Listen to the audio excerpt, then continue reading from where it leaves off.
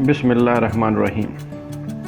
Apple tower के नाम से तो आप सब अच्छी तरह वाकिफ़ होंगे। ये भी जानते होंगे कि लोहे के ढांचे से बना ये दुनिया का सबसे पहला और ऊंचा टावर है जो जदीद फ्रांस की पहचान है।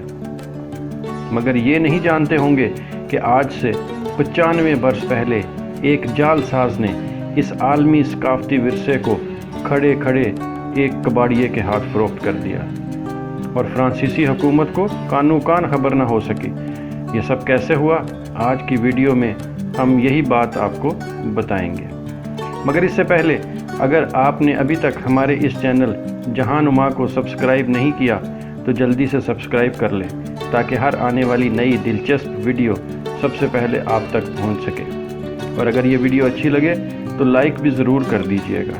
तो फिर आइए शुरू करते हैं ईफल टावर की चोरी की कहानी।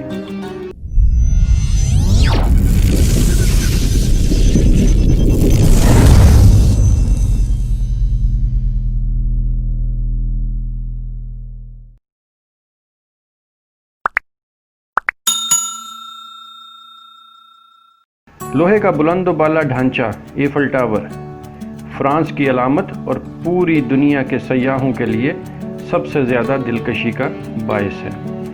गुज़श्ता साल इसकी तामीर के 130 साल पूरे हुए हैं। हर साल लाखों की तादाद में सयाह इसे देखने के लिए फ्रांस का रुख करते हैं। मगर क्या आप जानते हैं कि सन 1925 में एक फ्राडिये ने फ्रांसीसी हुकूमत की आंखों में धूल झोंकते हुए इस अजीम तारीख़ी इमारत को एक कबाड़िए के हाथों बेच दिया।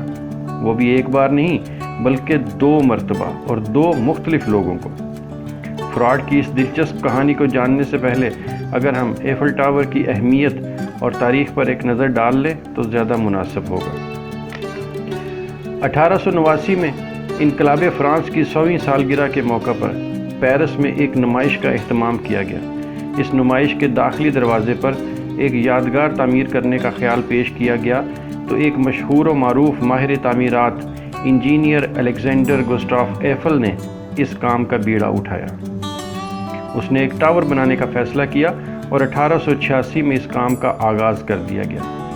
सैकड़ों कारीगरों और माहिरीन ने गुस्टाफ एफल के ख्वाब को मुजस्सम करने में दिन रात एक कर दिए। सर्दी गर्मी से बेपरवाह ये लोग इफ्तिताह की मुकर्रर तारीख़ का हदफ हासिल करने में बुरी तरह जुटे हुए थे। एफल टावर की तारीख़ पढ़ें तो ये हकीकत भी सामने आती है कि फ़्रांस के नामी ग्रामी मुसव्विर और माहिर तामीरात इस टावर की तामीर के शदीद मुखालिफ थे। उन्होंने इसे फौलाद का बदशक्ल मुजस्मा करार देकर इसके ख़िलाफ़ बाकायदा एक मुहिम चलाई थी। इसके बावजूद इसकी तामीर अपने वक्त पर मुकम्मल हुई। दरिया सैन के किनारे नस्ब फौलाद का ये 324 मीटर ऊंचा मीनार पेरिस शहर में दूर से नज़र आता है। ये 10,120 टन वज़नी है। इसमें स्टील के 18,000 टुकड़ों का इस्तेमाल किया गया है जो मजमूई तौर पर 25 लाख कीलों के ज़रिए एक दूसरे के साथ जुड़े हुए हैं। इसकी बुनियादों में 40 फुट तक पत्थर और लोहा भरा गया और 12,000 लोहे के शहतीर इस्तेमाल किए गए। इसकी 3 मंजिलें हैं। पहली मंजिल ज़मीन से 157 मीटर, दूसरी 115 और तीसरी 276 मीटर बुलंद है। एफल टावर की तामीर 2 साल 2 माह और 5 दिन में मुकम्मल हुई। इस वक्त तक एफल टावर को 30 करोड़ से ज़्यादा सयाह देख चुके हैं और इसे हर 7 साल बाद नया पेंट किया जाता है, जिसके लिए 60 टन से ज़्यादा पेंट की ज़रूरत पड़ती है। सर्दियों में ये टावर तकरीबन 6 इंच सिकुड़ जाता है, जबकि शदीद हवा में 2 से 3 इंच तक झूलता भी है। मार्च 1889 में इसका इफ्तिताह किया गया और इसके इंजीनियर गुस्टाफ एफल की महारत और मेहनत को खराज तहसीन पेश करने के लिए इसका नाम एफल टावर रख दिया गया। तामीर के मौके पर फैसला किया गया था कि इस टावर की उम्र 20 साल होगी, यानी 20 साल बाद इसे गिरा दिया जाएगा। ताहम बाद में इसकी बढ़ती हुई मकबूलियत को देखकर फ्रांसीसी हुकाम ने यह ख्याल अपने दिल से निकाल दिया। उस वक़्त तक किसी ने सोचा भी ना था कि ये स्याह लोहे से बना مینار ایک عالمی عجوبے کی حیثیت اختیار کر جائے گا۔ مگر جتنی شہرت ایفل ٹاور نے کمائی ہے، اتنی ہی شہرت اس جعل ساز نے بھی کمائی ہے جس نے اس ٹاور کو کھڑے کھڑے ایک کباڑیے کے ہاتھ بیچ دیا اور ساری رقم لے کر آسٹریلیا فرار ہو گیا۔ اس دھوکے باز کا اصل نام رابرٹ ملر تھا، مگر تاریخ میں اس نے شہرت کاؤنٹ وکٹر لسٹنگ کے نام سے پائی ہے۔ یہ شخص 1890 میں چیکوسلواکیہ میں پیدا ہوا۔ ذہین اور پر اعتماد ہونے کے علاوہ متعدد زبانوں پر عبور رکھنا اس کی ایک زبردست قابلیت تھی۔ اسے لوگوں کو شیشے میں اتارنے کا فن آتا تھا، بلا کا چرب زبان تھا، مخاطب کی آنکھ سے سرما چرا کے لے جاتا مگر اسے خبر نہ ہوتی۔ اسی دھوکے باز نے مشہور زمانہ ایفل ٹاور تک بیچ دیا۔ راتوں رات امیر بننے کی خواہش سے انسان اچھے برے کی تمیز کھو بیٹھتا ہے۔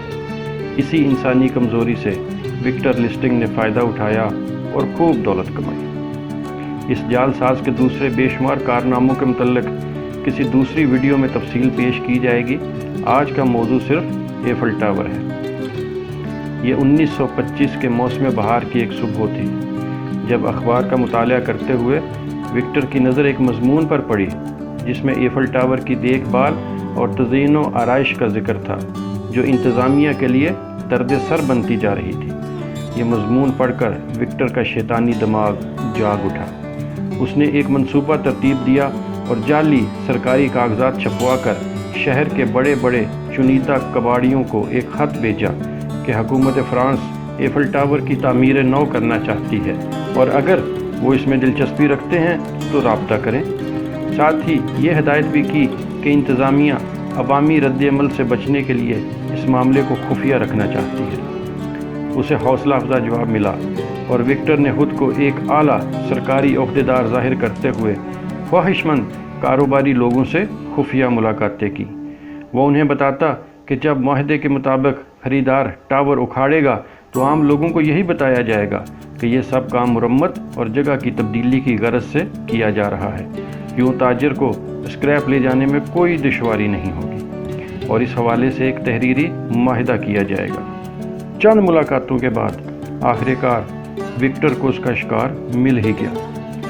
اس کا نام آندرے پوائزن تھا، جسے اس سارے معاملے میں دولت اور شہرت دونوں نظر آ رہی تھی۔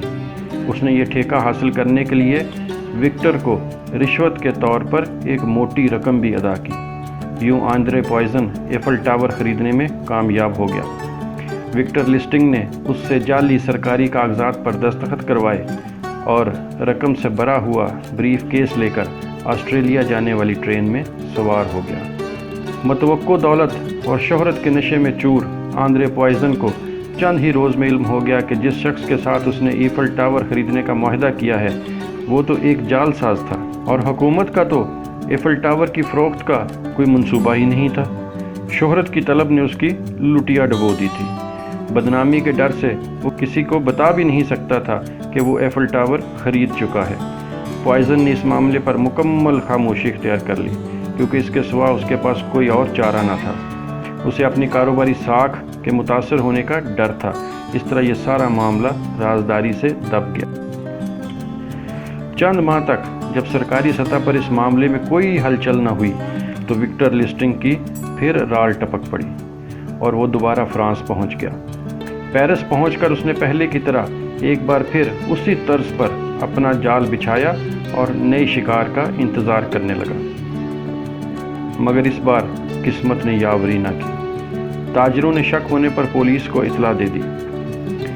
انتظامیہ حرکت میں آئی مگر وکٹر لسٹنگ ان کے ہاتھ چڑھنے سے پہلے ہی امریکہ پہنچ گیا۔ امریکہ میں بھی اس نے اپنی جعل سازی جاری رکھی مگر 1935 میں اس کے جرم کا پردہ چاک ہو گیا اور اسے پولیس نے دھر لیا۔ مقدمے کے دوران میں اس نے بھاگنے کی کوشش کی مگر 27 روز بعد ہی دوبارہ پکڑا گیا اور اسے 15 سال کی قید کی سزا سنا دی گئی۔ مارچ 1947 میں دوران قید ہی بیماری کی وجہ سے اس کی موت واقع ہو گئی۔ یوں ایفل ٹاور کا یہ مجرم اپنے انجام کو پہنچ گیا۔